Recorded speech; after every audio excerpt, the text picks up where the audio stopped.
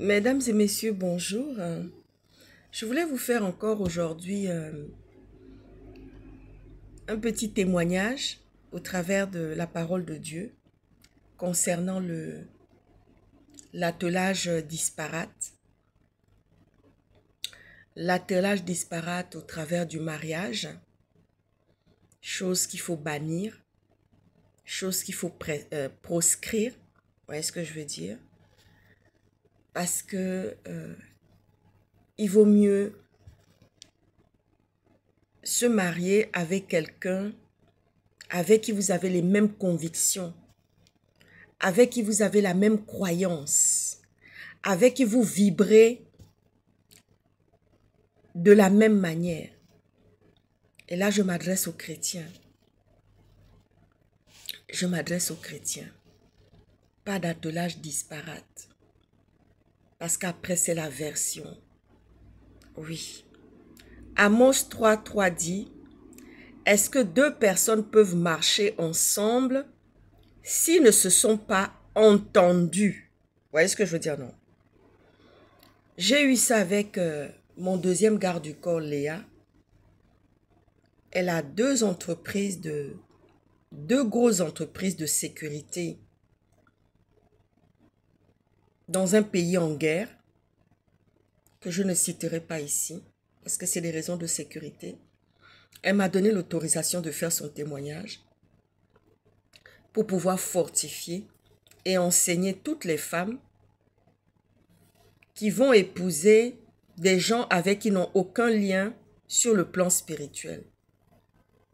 Parce que quand tu vas épouser quelqu'un avec qui vous n'avez pas la même croyance, vous voyez ce que je veux dire, non? Qu'est-ce qui peut se passer? Malheureusement, c'est la version. Pendant que toi, tu pries 3 fois par jour, lui, il est à l'opposé. Lui, il est dans le fétichisme. Lui, il est dans autre chose que Dieu ne veut pas à côté de toi.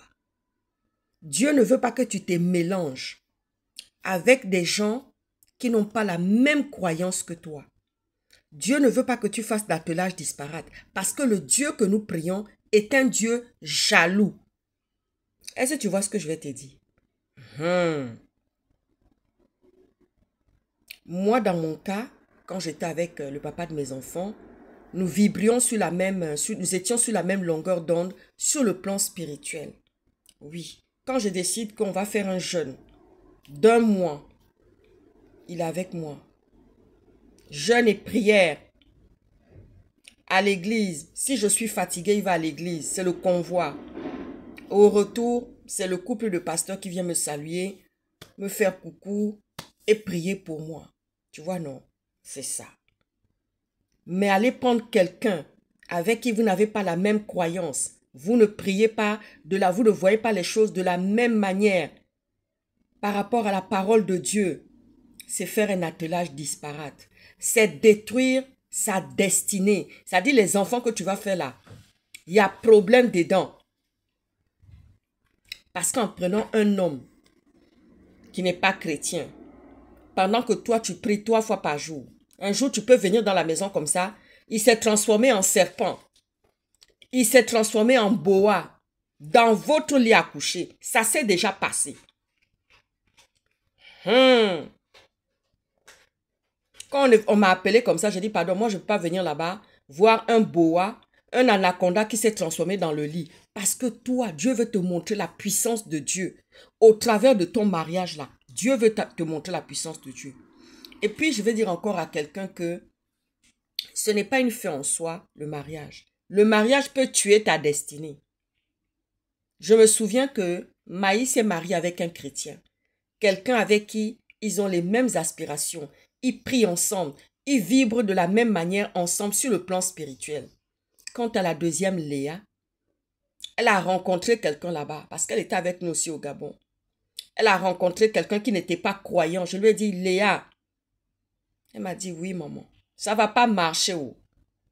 Parce que lui et sa famille, ils sont dans quelque chose que Dieu n'aime pas. Parce que le Dieu que nous prions est un Dieu jaloux. Il ne veut pas nous partager avec quelqu'un. Est-ce que tu vois ce que je vais dire? Oui. Donc, attention aux attelages disparates. Attention aux mauvais attelages. Parce que le mariage que tu veux là, ça peut tuer ta destinée. Dieu n'a pas dit que c'est dans le mariage. Le mariage est une institution venant de Dieu. Dieu n'a pas dit que c'est dans le mariage que tu vas prospérer. Le célibat est une bénédiction. Vous voyez ce que je veux dire, non? Oui. Qu'est-ce que je ne me suis pas entendu sur ma personne?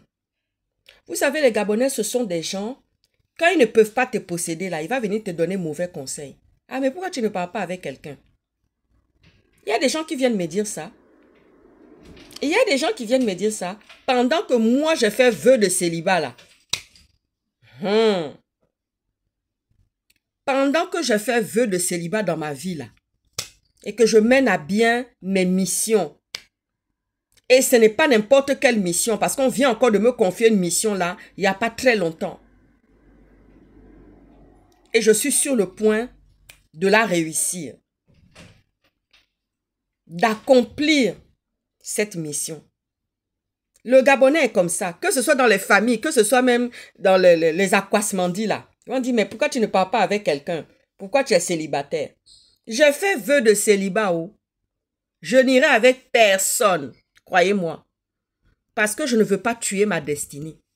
Vous voyez ce que je veux dire, non? Parce que les conséquences d'aller avec certaines personnes là, ça peut se répercuter jusqu'à sur tes enfants. Et comme je tiens à garder la destinée de mes enfants que Dieu m'a donnée, il n'est pas question que j'aille me mettre avec n'importe qui. Non, non, non, non, non, non, non, non, non, non, non. Jamais, jamais, jamais. Oui, comme dit souvent maman Alima, une maman tchadienne qui me donne souvent des conseils. Elle me dit comme ça, oui, les Africains couchent de gauche, les Africains adorent coucher ici et là. Après, vous partez faire des enfants, vous n'êtes même pas dans le mariage. Quand cette maman-là, elle a parlé, là, j'ai dit, ouais. Parce que celle-là, elle est très intelligente, maman Alima, là. Très intelligente. Celle-là, c'est comme si elle a le doctorat. C'est comme si elle a passé le doctorat comme moi, là. La maman Alima, là. Elle a sorti ça, j'ai dit, oh, la femme, là, elle parle, hein. Hey! Les conséquences de ça. Donc, je ne vais pas hypothéquer la destinée de mes enfants parce qu'il ne s'agit pas seulement de moi. J'ai fait vœu de célibat. Je n'irai pas avec quelqu'un qui n'a pas les mêmes croyances que moi. J'ai donné ce conseil-là à Léa. J'ai dit, Léa, attends que Dieu te parle par rapport à ton mariage. Parce qu'il y a des mariages qui tuent la destinée. Vous voyez ce que je veux dire, non? Voilà. Bonne journée,